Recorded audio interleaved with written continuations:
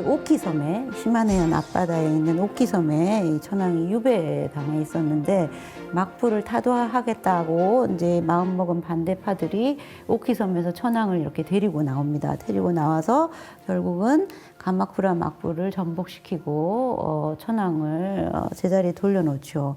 그런데 그 중심 인물이 이 아시카가 타가오지라는 인물입니다. 이 사람이 무로마치 시대를 열게 되는데요. 그런데 자기가 왕이 될 수는 없고 일단 천황을 옹립해야 되니까 섬에 유배당해 있는 황제 그 천황을 데리고 나왔어요. 근데 이 고다이고 천황은 자신이 친정하겠다라고 선포를 했어요. 이거를 바라고 이 사람이 이 섬에서 꺼내준 건 아닌데 친정을 선포하니까 한 3년 정도 이제 참아주다가 도저히 안 되겠으니까 쫓아내고 말 잘 듣는 새 천황을 옹립시켰어요. 그리고 자신은 무로마치 막부를 열고 쇼군으로 취임을 합니다. 그런데 이 고다이고 천황은 도망쳐가지고 어떤 행동을 했냐면은 교토 남쪽으로 도망쳐가서 요시노라는 곳에서 새로운 조정을 만들었습니다. 내가 진짜 천황이야 라고 주장했어요. 왜냐? 그 근거는 나는 삼종의 신기를 가지고 있다라는 주장을 했어요. 이쪽에 있던 새 천황은 교토를 버리고 간 천황이 어떻게 진짜 천황이냐. 서로 다투면서 일본 안에 2명의 천황, 2개의 조정이 공존한 시기가 한 60년 이어집니다. 여기를 남북조 시대라고 부르고 무로마치 시대 초기에 이렇게 집어넣어서 얘기를 하기도 합니다. 자, 이런 혼란 속에서 뭐 해적이 많이 중앙 통제가 안 되니까 해적이 많이 생겼다고 하네요. 그래서 이 고려 시대에 해당하니까 고려 때 우리나라에 와서 그렇게 기승을 부렸던 왜구, 이때 만들어진 나온 사람들입니다. 자, 이 남북조는 한 그 60년 정도 이어지다가 이 남조가 북조에 통일되는 흡수되는 형태로 통일이 됐습니다. 자, 이 무로마치 시대는 3대 쇼군인 요시미츠 쇼군 때 아주 절정을 맞이합니다. 그래서 명과 그 무역을 활발히 했는데 명으로부터 황제로부터 일본 국왕의 칭호를 받기도 했다고 하고 이 시기에는 무사 독자적인 예전에는 이 무사는 원래 신분이 낮은 출신이기 때문에 독자적인 어떤 문화가 없었는데 그래서 처음에 가마쿠라 막부 시대까지만 해도 귀족의 문화를 흉내를 냈어요. 그러다가 이제 이때 오면 독자적인 문화를 형성해 갑니다. 자, 뭐 대표적으로 가명극입니다. 가명극. 그리고 여기가 이제 선불교 사상이 들어가서 선사상을 반영시켰다고 하는 이 바라보는 정원입니다. 정원이 있으면 들어가서 거닐고 잔디밭에서 놀고 하는 정원이 아니라 이 바라보는 그 창작물로서의 정원 이런 것들이 이제 무사들이 후원을 받아서 발전했다고 합니다. 자, 그런데 이제 무로마치도 그 후기로 가면 1400년대로 들어가면 그 막부의 권위가 약해집니다. 특히 기근이 많이 발생을 해서 막 그 재정이 극단적으로 악화되고 그 와중에 원인의 난이라는 게 일어나는데 이거는 쇼군 계승을 둘러싸고 이 다이묘들이 서로 자기하고 친한 사람을 쇼군으로 앉히려고 이 내분이 일어나서 그게 전국적인 난으로 확대되는 것입니다. 그래서 이후 1467년부터 그 다음 세기 말까지 100년이 넘도록 중앙 통제가 전혀 이루어지지 않고 이 전국의 다이묘들이 각자 이 군용할거하면서 전란을 벌인 시대가 전국 시대입니다. 그래서 이 전국 시대가 이어지는 동안 일본어로 하면 센코쿠 시대인데요. 그래서 센코쿠 다이묘들이 등장했다라고 하는 거는 이전의 다이묘들은 쇼군으로부터 각 지방 영주로 임명받은 슈고 다이묘라고였는데 이 센코쿠 다이묘는 중앙에서 통제가 안 되는 틈을 타서 자기 마음대로 이제 그 권력을 세우고 그 땅을 점령하고 해서 사람을 끌어모으고 해서 스스로 내가 다이묘야를 자처한 사람들입니다. 이런 게 가능했던 것은 이제 이 남만무역 서구의 새로운 기술들을 재빨리 받아들이는 경우에 이게 가능했겠죠. 그래서 조총도 이때 전래가 됐다고 하고, 우리가 잘 알고 있는 오다 노부나가 같은 사람도 센고쿠 다이묘예요. 그 사람도 조총을 빨리 수입을 해서 조총의 정예 부대를 만드는 바람에 이 세력을 키울 수 있었다라고 전해지고 있죠. 그래서 이 남만무역 이런 것들이 이어졌습니다. 그래서 여기 보시면 중세 유럽의 옷을 복장을 한 사람들이 그려져 있는 이 배를 타고 스페인, 포르투갈 이런 사람들이 이제 왔는데 당시에 스페인 선교사도 이때 처음으로 일본에 와서 기독교를 전파했다고 합니다. 자, 여기까지가 중세입니다. 이 중세 시대의 삶은 참 살기 힘든 시대였을 거예요. 그래서 항상 전란이 많고 무사들이 설치된 시대니까 전란이 많고 자연재해도 많고 그 와중에 항상 전쟁을 해야 되니까 언제 농사 지을 틈도 없어가지고 늘 먹을 게 없고 살아있는 게 지옥과 다름없고 그래서 민중불교가 확산이 됐습니다. 이전까지 불교는 귀족 중심, 학문 중심 불교였는데 가마쿠라 시대 이후에 어려운 경전 내용 이해 못해도 되고 그냥 나무아미탑을 관세음보살만 외치면 극락왕생할 수 있다라고 해서 이 살기 힘든 민중들을 많이 끌어안았습니다. 자, 드디어 우리가 잘 알고 있는 오다 노부나가와 토요토미 히데요시 시대입니다. 노부나가는 이 어지러운 전국 시대에 종지부를 찍었다라고 하는데요. 전국을 제패했어요. 그리고는 권력의 정점에 서기 직전에 부하의 모반으로 죽게 되죠. 그래서 여기에 혼노지, 교토에 있는 혼노지라는 곳에 이렇게 노부나가 숨어 있다가 공격을 받아서 결국 사망했습니다. 그리고 그 자리를 차지한 사람이 토요토미 히데요시죠. 히데요시는 막부를 세우지는 않았어요. 천황 밑에 들어가서 관백과 태정 대신 최고의 자리를 다 그대로 차지를 했죠. 그리고는 정전 명령을 내리고 앞으로 아무도 무력 행사를 하지 말라. 이미 다 끝났다라고 했어요. 그리고 토지 조사, 전국 토지를 새로 측량을 해서 모든 생산량을 쌀로 환산하는 구쿠다카제라는 것을 실시를 했습니다. 그리고 무사를 정점으로 한 엄격한 신분제를 수립을 하고 병농 분리책을 써서 농민들은 농사만 지어서 안정적인 생산을 해라. 그리고 무사들은 농민을 병력으로 동원하지 말라라고 하는 정책을 썼습니다. 자, 토요토미 히데요시의 가장 큰 사업은 조선정벌이잖아요. 그래서 여기 히데요시가 중간에 이렇게 있고 주변에 장수들이 모여 있습니다. 여기 이름이 이렇게 적혀 있는데 우리가 익히 잘 아는 이름들이 보입니다. 여기 이 사람이 고니시 유키나가라고 돼 있고요. 이 사람은 가토 키요마사입니다. 이렇게 조선 침략을 감행했는데 일본에서는 자기네 연호를 따라서 분로크 게이초의 역이라고 부릅니다. 근데 침략전이죠. 이거는 명백히 명분이 없는 침략전이에요. 누군가는 히데요시가 과대망상이라서 이런 짓을 저질렀다라고도 하는 사람도 있는데 근데 토요토미 히데요시가 쓴 정책을 보면 이해가 됩니다. 토지 조사를 전국적으로 해서 세금을 걷겠다라고 한 거는 다이묘들이 조세권을 인정하지 않겠다라는 거거든요. 자신이 전국 시대의 평정을 한 오다 노부나가 대신에 정점의 자리에 올랐는데 그러면 다이묘들의 충성을 요구를 하려면은 뭔가 대가품을 줘야 되는데 그 와중에 조세권도 안 주겠다라고 하면 복종할 리가 없죠. 그러니까 외국의 영토를 정벌을 해서 땅을 나눠주겠다라는 생각을 했던 것 같습니다. 자, 이 사진은 히데요시가 가토 키요마사에게 보냈다고 하는 명령서입니다. 히데요시가 이렇게 빨간 도장, 날인한 게 있는데 이런 도장이 찍힌 거를 주인장이라고 합니다.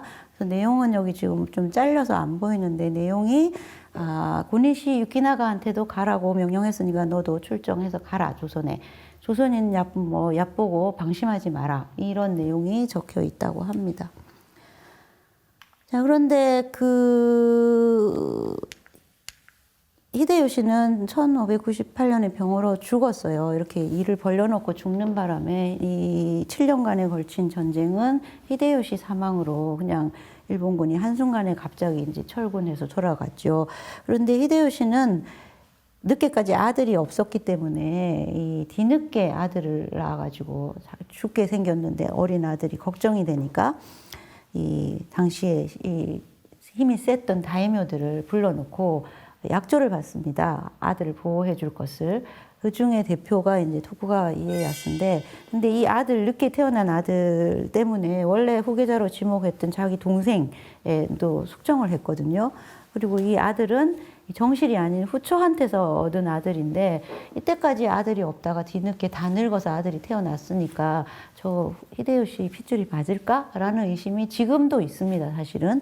그런데 이 죽고 난 다음에 이에야스는 토요토미 아들을 보호한다라는 명분으로 토쿠가와의 정실의 일파들을 공격하기 시작했습니다. 그래서 결국 토요토미 일파와 토쿠가와 일파, 양파로 모든 다이묘들이 나뉘어가지고 싸움을 벌인 것이 이 세키가하라 전투입니다. 세키가하라라는 이 평야지대에서, 넓은 평야에서 두 일파로 나뉘어가지고 일대에 싸움이 벌어졌는데, 여기 이렇게 각 다이묘들이 문장이 그려진 깃발들이 이제 어마어마 많이 모여 있죠. 이 양쪽에서 동원된 그 병력이 각각 8만씩 동원됐다고 하니까 어마어마해요. 근데 원래는 이게 토요토미 세력이 좀 더 우세했다고 하는데 결과는 토쿠가와 이에야스의 승리로 끝났습니다. 그 이유는 여기 그림에서도 보이는데, 여기 막 한바탕 막 열심히 싸우고 있는데 여기 멀찍이 산 위에 올라서 이렇게 쫙 바라보고 있는 세력들이 있죠. 이렇게 딱 관망하고 있다가 막판에 다 배신하고 토쿠가와 쪽으로 붙었다고 그래요. 이 배신자들 때문에 토요토미 일파가 뭐 망했다, 이런 얘기도 있습니다. 자, 드디어 토쿠가와 이에야스가 에도 막부를 열었습니다. 1603년에 이 막부는 천황 아래 조정으로 들어가서 이 조정과 통합된 형식이었는데, 형식상으로는 막부 위에 천황이 있지만 천황한테는 아무 권력도 주지 않았습니다. 교토의 천황은 그대로 있고, 에도는 지금의 도쿄니까 쇼군은 지금의 도쿄에서 나라를 다스리고, 천황은 교토에서 그냥 조용히 품위를 지키고 공부할 자유만 준다. 그래서 이 에도 시대의 천황들은 너무 가난해서 옷을 막 기워 입고 하는 천황도 있었다고 그래요. 자, 이 에도 막부는 막번 체제라고 해서 막부와 각 지방을 번 단위로 나누었습니다. 그래서 그 번에 이제 다이묘들을 임명을 해줬는데, 충성도를 따져가지고 말 잘 듣는 애들은 에도에서 가까운 곳, 그리고 좀 의심스러운 애들은 에도에서 먼 곳에 이제 영지를 나눠줬는데, 이 먼 곳에 배치된 다이묘들을 도자마 다이묘라고 하고, 이들이 나중에 메이지 유신의 주역이 됩니다. 자, 그리고도 이 다이묘들이 성장해가지고 막부의 권력을 위협하면 안 되니까 다이묘들을 통제하는 장치를 여러 개 만들었는데, 그 중에 하나가 이제 영지에만 있지 말고 경연제로 와서 근무를 하는 그 에도에 와 있는 참근 교대제, 그리고 다이묘들끼리 서로 결탁해서 이 힘을 모으면 안 되니까 혼인금지, 이런 그 제도들을 만들었고요. 그리고 기본적으로는 토요토미 히데요시가 만들었던 정책들을 다 받아들여서 확대해서 실시를 했습니다. 그리고 에도 막부는 처음부터 조선의 국교 정상화를 요청을 했습니다. 임진왜란 끝난 후인데, 이 토쿠가와 이에야스는 사실 임진왜란 때 조선에 자기 군대를 보내지 않았었거든요. 그래서 이렇게 힘이 세서 금방 자리를 차지할 수 있게 된 건데, 그러니까 나는 조선에 출병하지 않았다라는 걸 강조를 하면서 그 조선 내에 피해를 입힌 무리들은 내가 다 처단을 했다라고 하면서 국교 정상화를 요청을 했어요. 그래서 1607년 조선에서 처음으로 회답 겸 세환사를 보냈고, 이후에 통신사가 12차례나 가면서 조선과 에도 시대는 아주 평화로운 관계를 유지를 합니다. 자, 그리고 이 에도 시대는 기본적으로 세국 정책입니다. 이 세국이라는 거는 정해진 국가와 정해진 장소에서 오로지 막부가 나서서 주도해서 교류한다. 그래서 막부가 무역을 독점하겠다라는 정책이었습니다.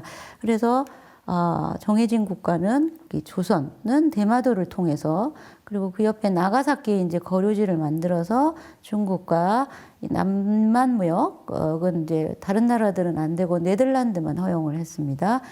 그 이유는 네덜란드는 절대로 선교하지 않겠다라고 약조를 했다 그래요. 그래서 이 에도 시대는 기본적으로 그리스도교가 금지되고 박해를 당했습니다. 그리고 요 밑에 류큐 왕국, 지금 오키나와인데요. 이 류큐는 이때까지만 해도 독립된 왕국이었는데 이 사츠마번의 공격을 받아서 조공을 바치는 형태로 이제 무역을 했습니다. 여기 홋카이도 지방도 이때까지 일본 안에 들어가 있지 않습니다. 그래서 홋카이도는 오랑캐 땅, 외부인 이민족 땅이라고 생각되고 있었는데 이들도 여기 북단에 있는 마츠마이번을 통해서 조공을 바치게 됐습니다. 자, 그래서 기본적으로 이 에도 시대에 일본인들은 외국인 외국 문화를 전혀 만날 수가 없었어요. 오로지 이제 그 예외가 조선인 통신사는 여기 이렇게 상륙해서 대마도를 통해서 가서 이렇게 세토나이카이 따라 올라가서 에도에 있는 쇼군할 때까지 이제 가야 되는데 행차를 했으니까 이 조선 통신사가 지나가는 것만이 유일하게 외국 문화를 접하는 기회예요. 굉장히 환영했다고 합니다. 이 10몇 년에 한 번씩 오니까 이번에 안 보면 내 살아생전 볼 수 없을지도 몰라. 그래서 지나가는 길목마다 이렇게 인산인해로 사람들이 모여서 환영을 했다고 하네요. 자, 에도 사회가의 특징을 이제 정리를 하면 에도 시대는 그 문치 정책입니다. 그래서 기본적으로 유교 사상을 정치 이념으로 도입해서 봉건적인 사회 질서를 형성했고요. 그리고 산업공상 그 엄격한 신분제의 맨 꼭대기 계급이 무사 계급이었는데, 우리가 무사는 생각하면은 사무라이는 그 칼 쓰고 뭐 이런 사람이라고 생각하는데, 에도 시대는 200년 동안이나 전쟁이 없던 시대입니다. 그러니까 무사라고 해도 이 에도 시대의 무사는 행정관료적인 성격이 강합니다. 우리 조선시대 양반이랑 별 차이가 없는 그런 그 집단입니다. 그리고 독자적으로 자기네들만의 이제 그 윤리 도덕을 가지고 있었습니다. 그리고 유교 사상을 받아들였지만 이 에도 막부는 유교적 학문 소양을 시험을 봐서 인재를 등용하거나 하는 과거제를 채택하지 않았습니다. 그래서 그 모험 답안을 외울 필요가 없었어요. 유교 경전에 대해서도 자유로운 그 해석과 학문이 발전을 했고, 또 네덜란드와 이제 그 교류를 하면서 난학이라는 이름으로 서양 학문이 들어왔죠. 그리고 후기로 가면서 이제 상공업이 발달하면서 이 막부나 다이묘들은 농업 경제 기반이기 때문에 이 재정이 악화된 데 비해서 상공인 계층, 상인 계급이 발달합니다. 이 조닝이라고 부르는데요. 이 조닝이 이제 성장해서 에도 시대의 문화는 기본적으로 이 조닝 문화로 알려져 있습니다. 대표적으로 가부키와 우키요에 등을 들 수 있습니다. 자, 가부키와 우키요에인데 이제 우키요에는 이런 그림입니다. 우리가 일본적인 이미지가 필요하면은 이제 항상 소환하게 되는 이 그림인데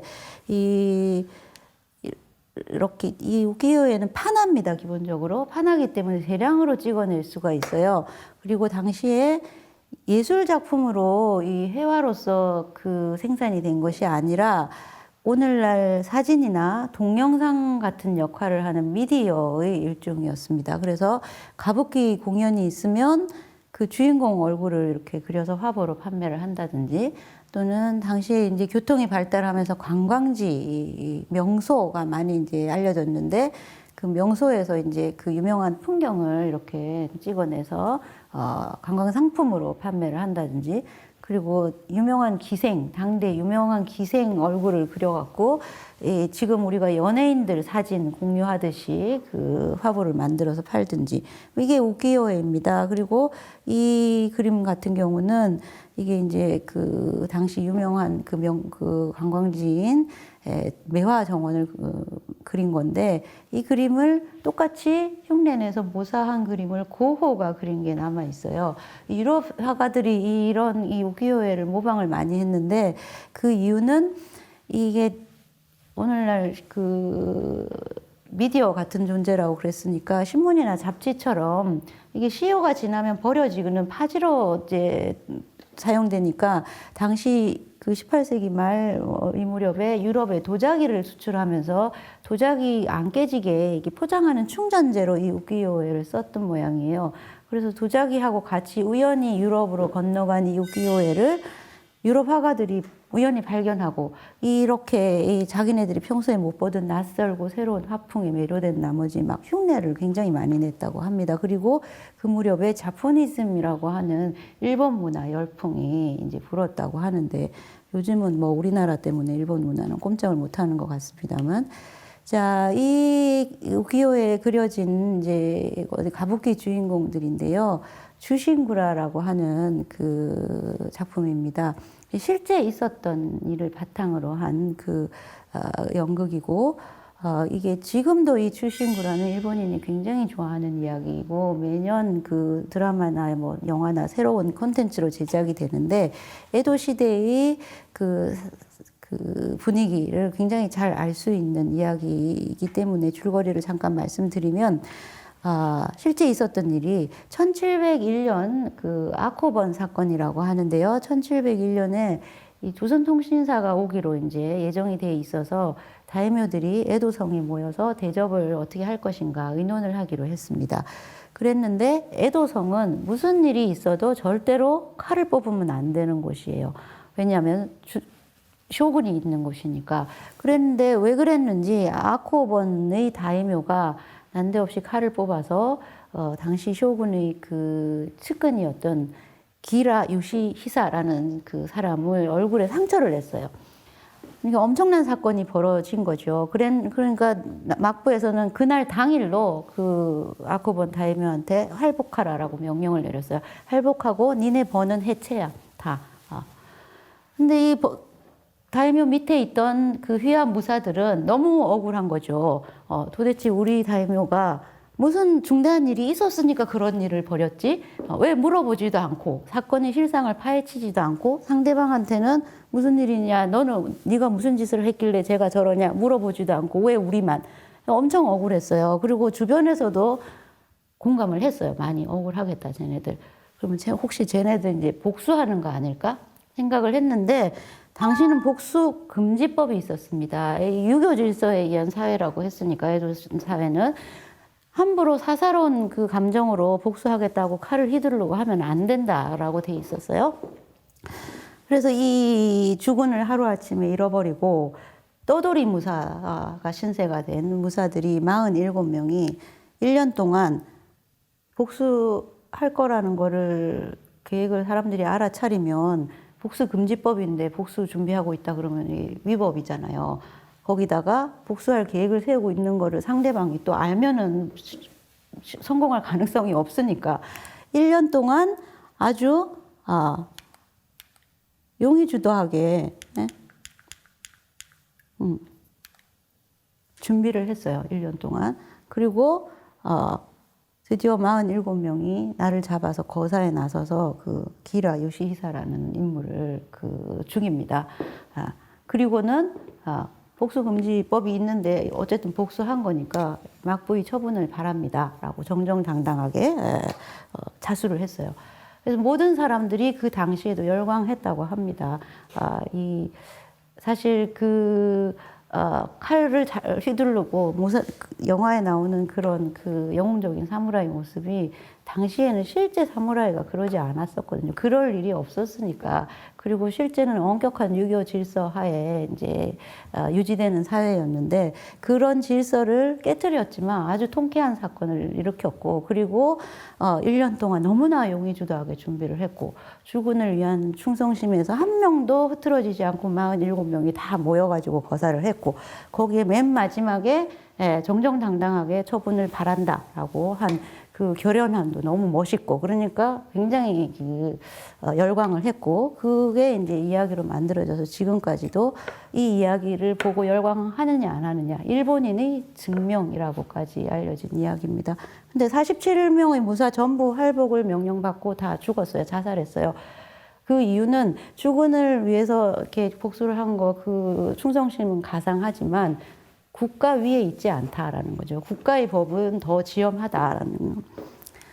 자, 이런 그 에도 시대의 이제 그 질서도 막부 말기가 되면 이제 막 크게 혼란스러워지기 시작합니다. 그래서 1853년 이 페리 제독이 미국에서 흑선을 이끌고 온 시기인데 이때부터 이제 막부 말기로 이제 따로 분류를 하기도 합니다. 자, 이미 18세기 말부터 그 막부의 권위가 약화되기 시작하면서 그 에도에서 먼 지역에 있던 도자마 다이묘들이 성장하기 시작합니다. 그 다이묘들 중에 특히 조슈, 사츠마, 히젠, 도사 요 네 개의 번을 웅번이라고 하는데 이들이 메이지 유신의 주역입니다. 자, 이 시기는 이제 그 서구 열강이 이 동아시아에 막 몰려와가지고 개국을 강요하던 시절이었죠. 여기에 이제 꼼짝 못하고 막부가 미국과 하친 조약을 체결하고 그리고 수호 통상 조약을 여러 나라들하고 이제 체결을 하게 됩니다. 그런데 이게 불평등 조약이었어요. 그래서 그러잖아도 막부가 세력이 약해지고 막부의 대응을 이제 어떻게든 대응하려고 하는 세력이 커지고 있는 시점에 이 막부가 이렇게 무능하게 불평등 조약을 맺었다.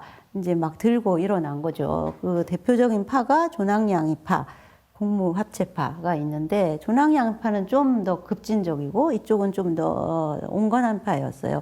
근데 둘 다 이들은 개국에 반대하는 입장이었습니다. 양의를 외치면서 대신에 지금의 막부는 좀 손을 봐야 되겠다라고 생각하고 있던 그 파들인데 막부는 이들을 제압하기 위해서 안세이 대옥사를 일으켰다가 결과적으로는 성공하지 못하고 더 세력이 약화됐습니다.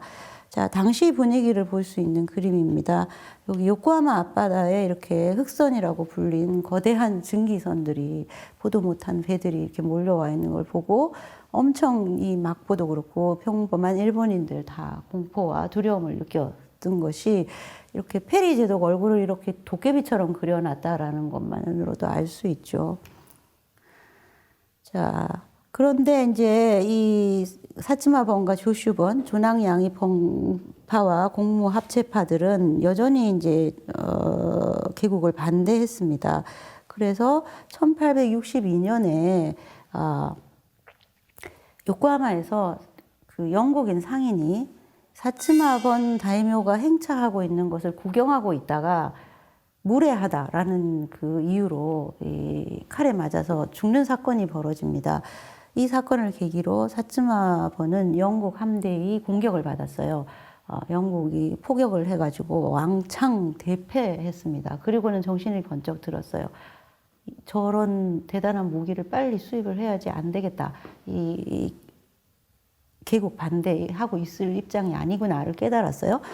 자, 사츠마번이 이러고 있는 동안 이 조슈번은 의기양양해서 천황을 설득해서 양의의 실행의 준칙을 얻어냈습니다. 그리고는 시모노세키 그 해협 근처에 가서 그 지나가고 있던 외국 상선을 먼저 선제 포격하는 짓을 저질렀어요. 그랬다가 네 나라가 영국, 프랑스, 스페인, 미국의 네 나라 함대가 연합해서 조슈번, 시모노세키를 집중 포격하고 일시 점령하기까지 했습니다. 여기서 조슈번도 정신이 번쩍 들었죠. 그래서 이 두 웅번들이 원래는 개국을 반대했는데 이러고 있을 때가 아니다. 빨리 개국해서 신문물을 받아들여야 되겠다라고 깨달았어요. 그리고는 결정적으로 동맹을 성립하게 됩니다.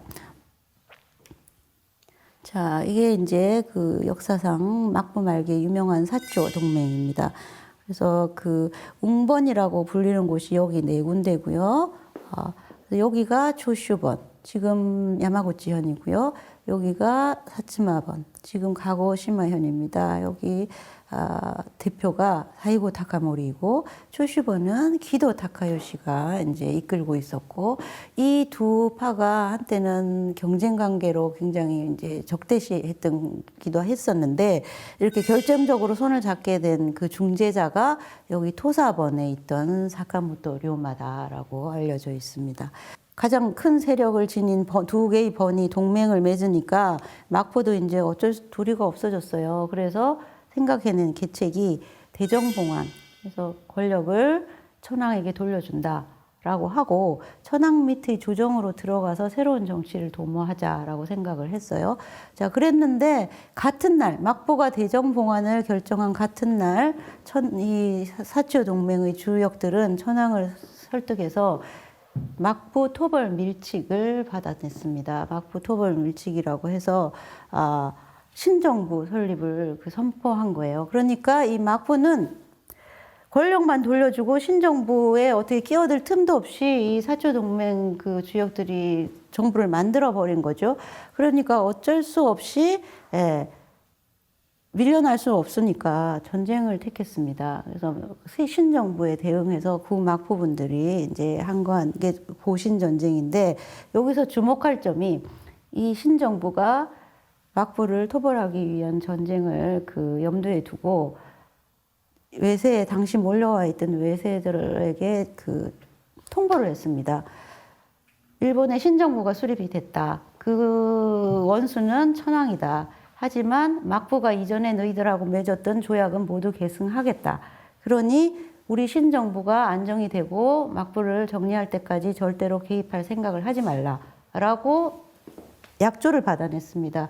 이렇게 외세 개입을 차단시켰다라는 거는 우리 대한제국의 마지막을 생각할 때 굉장히 비교가 되는 부분이라고 하지 않을 수가 없습니다. 그리고 이렇게 약조를 받아냈다고 하더라도 이 신정부군과 막부 측의 그 대립이 오래 지속이 됐으면 또 사태가 어떻게 됐을지 모르는데 아주 신속하게 끝났습니다. 크게 전투를 벌이지 않고 신정부군 대표가 이제 당시 사이고 타카모리였는데, 사이고 타카모리가 이 구막부군과 타협을 해서 토쿠가와 이에야스 쇼군 가문을 온전시켜 주겠다라는 조건을 내걸고 타협을 성공시켜서 이 신정부는 에도에 무혈로 입성하게 됩니다. 자, 드디어 메이지 시대가 열렸습니다. 그래서 천황이 이렇게 교토를 떠나서 에도로 들어갔고 새 수도로 도쿄로 개칭을 했습니다. 그래서 도쿄의 시민들이 이렇게 나와서 환영을 하는 장면입니다. 이렇게 그 어주를 하사받았다라는 깃발이 보이고요. 근데 천황은 수백 년 동안 사실 일반인들에게 존재감이 없었거든요. 그래서 이 메이지 시대부터 이 천황의 존재, 국가 원수로서 이 존재를 알리기 위해서 메이지 천황은 종종 전국을 순방을 다녔다고 합니다. 자, 그리고는 신도를 국교화로 선포했고요. 제일 처음 한 게 사절단을 만들어서 해외에 근대 문명을 배워오도록 보낸 것입니다. 이와쿠라 사절단이라고, 여기 중간에 있는 사람이 이와쿠라 토모미 대표자입니다. 당시 메이지 정부의 우대신이었다고 하고요. 자, 이 사람들이 이건 이제 샌프란시스코에서 찍은 사진이라고 합니다. 한 50명 규모로 구성이 돼서 갔고, 원래는 본래 목적은 불평등 조약을 개정하겠다라는 거였는데 그 목적은 이루지를 못했죠. 하지만 정치, 경제, 문화 모든 면에서 근대화된 상황을 시찰을 하고 유학생을 또 대거로 데리고 가서 적재적소에 배치를 시켰고, 돌아올 때는 동남아의 낙후된 국가들 상황도 살피고 돌아와서 일본 그 근대화의 기본 방침이 됐습니다. 자, 이 사람, 이 얼굴 알아보시겠어요? 이토 히로부미입니다. 이토 히로부미도 이 시찰단에 포함이 돼 있었다라는 거는 그 안목이 확실히 달랐다라고 할 수 있죠. 이후에 정치를 해가는. 자, 메이지 유신은 슬로건이 하혼양제 타라입구라는 거는 뭐 다 잘 알고 계신 이야기죠. 그리고 원래 이 근대화라는 거는, 서구의 근대화는 이 시민 계층의 자각에 의해서 아래로부터 이루어지는 건데, 일본 같은 경우는 이 진보적인 정치인들이 위로부터 계획적으로 단행한 그 개혁이고, 그래서 굉장히 빠른 시간 안에 이루어진 근대화다라고 평가되고 있습니다. 그 내용을 보시면 본 중심의 자급자족 지역사회에서 전국 단위 중앙집권 국가로 바뀌는 거고, 그 다음 봉건적인 계급사회가 3인평등한 민주사회가 되는 거고, 그리고 무사계급 주축의 농경사회가 상공인 중심의 근대 산업국가로 이제 만들어 가는 것입니다. 자, 일본은 국가를 이제 메이지 국가를 만들고 난 다음에 곧바로 이 조선에 새로운 국가 체제를 만들고 새 천황이 즉위를 했으니까 국교를 다시 제대로 맺자라고 사절을 보냈는데 조선이 거절했어요. 그 이유는 조선 입장에서는 이 근대 국가 체제 이런 거 이해하지도 못했고, 여전히 예전의 그 중국 중심의 중화 질서 안에 있는데 난데없이 천황이다, 황제의 이름으로 국서를 보내니까 절대 우리는 이런 거 받을 수 없어 라고 생각했겠죠. 그래서 그 결과 일본은 미국한테 자기네들이 당한 똑같은 방식으로 무력을 행사하면서 강화도 조약을 맺게끔 만들었습니다. 그리고 이 과정에서 이제 이 정한론이 일본 그 정부 안에서 대두됐다라는 것도 잘 아실 텐데, 대표가 사이고 타카모리입니다. 그 사이고 타카모리가 당시 주장하기를, 나를 조선에 사신으로 보내주면 내가 가서 조선 왕한테 굉장히 무례하게 굴어서 조선이 나를 죽이게끔 만들겠다. 내가 죽으면 그걸 빌미로 출병을 해서 조선을 점령해라 라고 주장을 했습니다. 그런데 당시 일본 정부 내에서는 이걸 받아들이지 않았어요. 왜냐하면 당시 신정부의 주요 요직들에 있는 사람들이 다 이와쿠라 사절단으로 외국에 나갔다 왔는데, 그들이 목도하고 온 바에 의하면 일본은 너무너무 나약한 국가고 언제 서구의 식민지가 돼도 이상할 게 한 개도 없는 상황이기 때문에 하루빨리 정신 똑바로 차리고 부국 강정에 힘써야지 지금 조선을 정벌하고 있을 때가 아니다라고 판단을 했기 때문입니다. 그래서 사이고 타카모리를 실각하고 자기 고향인 그 사츠마로 내려갔죠. 그랬더니 사츠마를 중심으로 이 구사족파들, 신정부에 불만을 가진 구사족파들이 사이고 타카모리를 중심으로 모여서 마지막으로 정부에 저항한 게 세이난 전쟁입니다. 여기서 구사족파, 정한파들이 전부 다 몰락했습니다. 라스트 사무라이의 전쟁이라고 알려져 있죠. 자, 그리고 일본은 내각제를 채택하고 대일본 제국 헌법을 공표했습니다. 대일본 제국 헌법은 제1조에 천황의 절대 권력을 규정합니다. 천황은 신성하여 침범할 수 없다. 그리고 이러한 천황의 존재, 천황에 충성해야 된다라는 인식을 국민들한테 심어주기 위해서 교육치거라는 것을 반포했습니다. 그 내용은 이 유교 사상의 기초에서 천황에 충성해야 된다, 뭐 이런 내용인데, 그거를 매일같이 이렇게 학교나 단체에서 이렇게 모여서 봉독하게끔 만들었습니다. 이거를 매일매일 이렇게 봉독하고 암송하다 보면 자기도 모르게 세뇌가 된다고 하더라고요. 그래서 이 쇼와 시대에 이르기까지 군국주의 교전으로 이용되기도 했습니다. 지금도 일본 우익은 이 교육치거 봉독 행사를 하고 있습니다. 자, 이렇게 국민을 그 천황 중심으로 통일한 대일본 제국 최초의 식민지 확장 전쟁이 청일전쟁이죠. 그런데 청일전쟁에서 승리를 했지만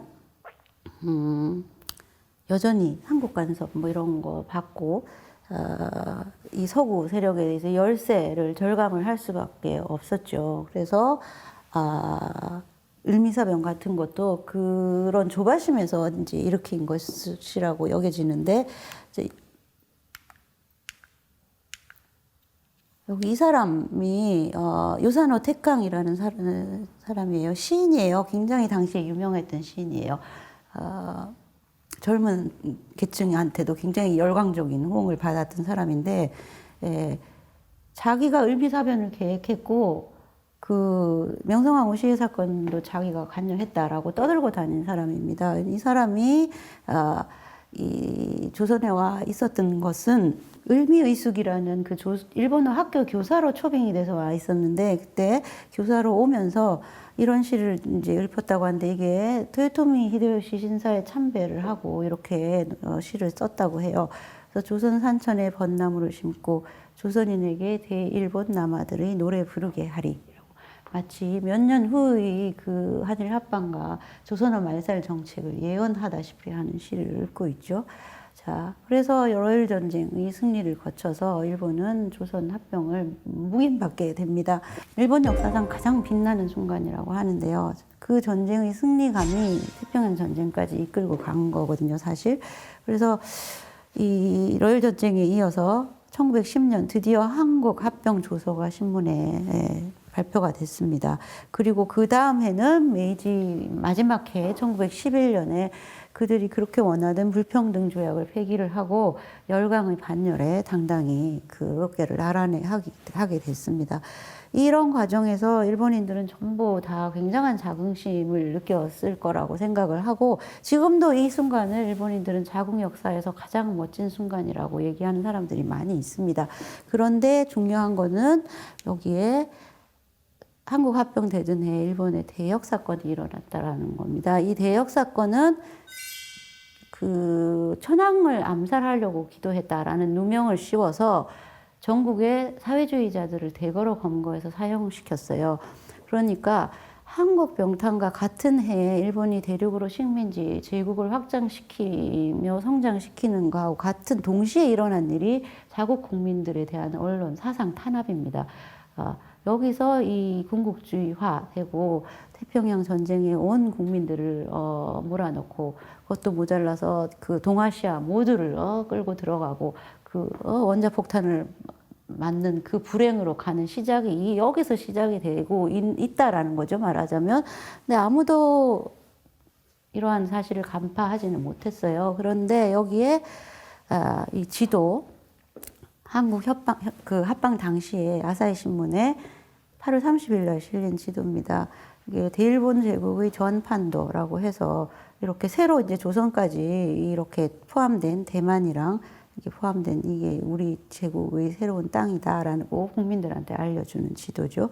그리고 신판도 조선이라고 해가지고 새로운 영토, 제국의 새 영토가 된 조선, 그러니까 제국의 한 지방이에요. 그래서 조선은 이렇게 생겼다를 보여주는 그 지도입니다.